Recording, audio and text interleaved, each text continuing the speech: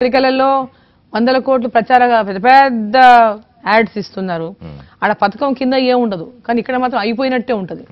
TV ads లో గానీ పత్రికల పేపర్ యాడ్స్ లో గానీ 100%, 99, 100 కూడా చెప్తున్నారు. అసలు దాంట్లో 1% కూడా అమలు కాలేదు. టీఆర్ఎస్ ఎమ్మెల్యేలు చెప్పుకుంటున్నారు 1400 ఇల్లు కట్టారు, 1500 ఇల్లు కట్టారు, 3000 ఇల్లు కట్టారు. ఇప్పుడు మహబూబ్ నగర్ లో చెప్తాడు ఎమ్మెల్యే 4000 ఇల్లు కట్టారు. ఇప్పుడు చెప్తున్నా కదా, అక్కడ మహబూబ్ నగర్ లో ఇల్లు కట్టామంటున్నారు. వీళ్ళు స్థల సేకరణ కూడా చేయడానికి చేతగాని దద్దమ్మలు మేము ప్రజలకు ఇచ్చినటువంటి ల్యాండ్స్ ని వెనక్కి తీసుకొని ఆ ల్యాండ్స్ ని వెనక్కి తీసుకొని అక్కడ ప్లాట్లు అంటే వేరే ల్యాండ్ కూడా సేకరించలేనటువంటి చేతగానటువంటి ప్రభుత్వం మేమిచ్చిన స్థలాలని లాక్కొని అక్కడ 2 బెడ్రూమ్ల ఇల్లు ఎక్కడ మావునార్లో కట్టలేక ఎటు కాకుండా ఊరు అటు ఇటు కాకుండా ఇటు మధ్యలో కట్టారు.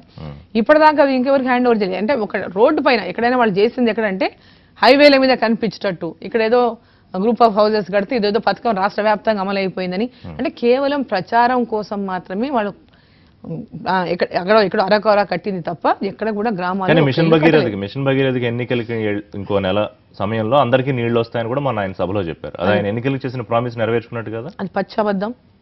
మిషన్ భగీరథ ప్రాజెక్టులో ఆయన పోయిన సంవత్సరం డిసెంబర్కే నీళ్ళు ఇస్తాడు. ఇప్పటికి కూడా నీళ్ళు ఇవ్వలేడు. ఈ డిసెంబర్కి కూడా నీళ్ళు ఇవ్వలేడు. ఆయన ఓటు అడిగే హక్కు అసలు లేదు. కానీ ఇంకా సిగ్గుమాలి అబద్ధాలు చెప్తూనే ఉన్నారు ఇంకా టీఆర్ఎస్ పార్టీ. అసలు ముఖ్యమంత్రి స్థానంలో ఉన్నటువంటి వ్యక్తి అప్పుడు పచ్చబద్దాలు, ఇప్పుడు ఆపద్ధర్మ ముఖ్యమంత్రిగా ఉండి ఇంకా అబద్ధాలే.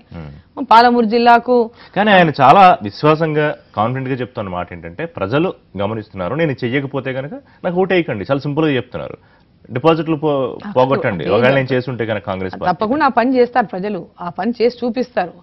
ఆయన ఇట్లాంటి మాయదారి మాటలు ఇంకా మోసపు మాటలు మాట్లాడితే ప్రజలు చూస్తూ వినడానికి అంటే కళ్ళు లేని కబోదులు కాదు, చెవులు లేనటువంటి వాళ్ళు కాదు, అన్ని చూస్తున్నారు, వింటున్నారు.